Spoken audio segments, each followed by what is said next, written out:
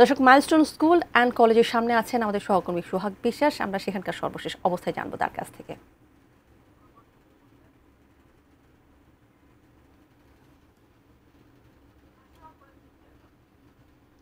সোহাগ, নিশ্চয়ই শুনতে পাচ্ছেন। আসলে জানেন যে এই মাইলস্টোনের দুর্ঘটনায় এখন পর্যন্ত ৩৩ জন নিহত হয়েছে।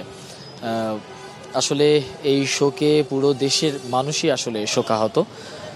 এই মুহূর্তে আসলে মাইলস্টোন স্কুল অ্যান্ড কলেজ কর্তৃপক্ষ যেটি আমাদেরকে কিছুক্ষণ আগে জানিয়েছিলেন যে তারা রোববার এবং সোমবার এই 2 দিন স্কুল বন্ধ থাকবে। এর পরবর্তীতে স্কুল খোলার বিষয়ে তারা সিদ্ধান্ত জানাবেন।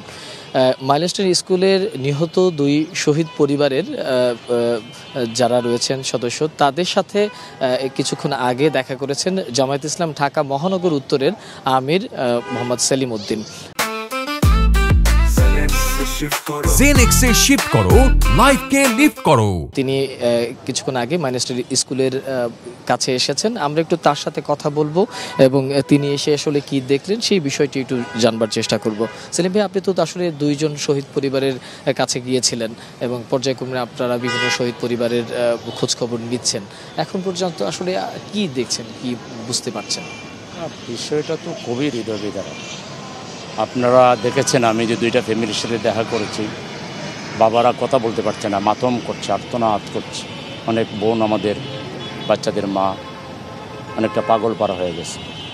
আসলে এটা তো কোনোভাবে মেনে নেওয়া যায় না। মা তার সন্তানকে সাজিয়ে গুছিয়ে স্কুলের ব্যাগ দিয়ে স্কুলে পাঠিয়েছিল, আবার কোকা ফিরে আসবে, একসাথে দুপুরে তাকে খাওয়াবে, গোসল করাবে। সেই মা আর তার বাচ্চাকে ফিরে পেল না। আবার অনেক মা বাচ্চা আনতে গিয়ে সে নিজেও মারা গিয়েছে।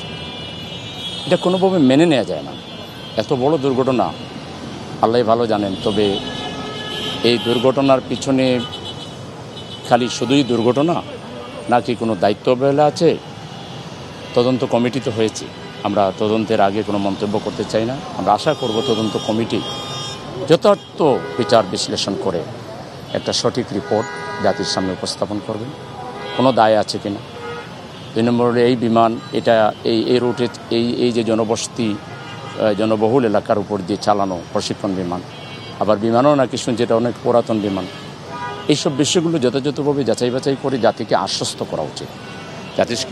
আপনি শুনছিলেন আসলে যে মহানগর জামাতের উত্তরের আমির বলছিলেন যে এটি আসলে যেহেতু একটা তদন্ত কমিটি হয়েছে এবং এই জনবহুল একটি শহরে কিভাবে বিমান উড়ায় সেই বিষয়টিও আসলে সরকারকে খতিয়ে দেখতে হবে। এছাড়াও এই মুহূর্তে আসলে মাইলস্টোন স্কুলের চিত্র যদি বলি তাহলে আগে যে দর্শনার্থীরা বা উৎসুক জনতা ছিল সেটি কিছুটা কমতে শুরু করেছে। কিছু কিছু শহীদ পরিবারের তারা আসছে। আসলে মোটামুটি মাইলস্টোন স্কুলের কলেজের সামনে থেকে এটাই ছিল আসলে আমার কাছে থাকা সর্বশেষ পরিস্থিতি। তানিয়া।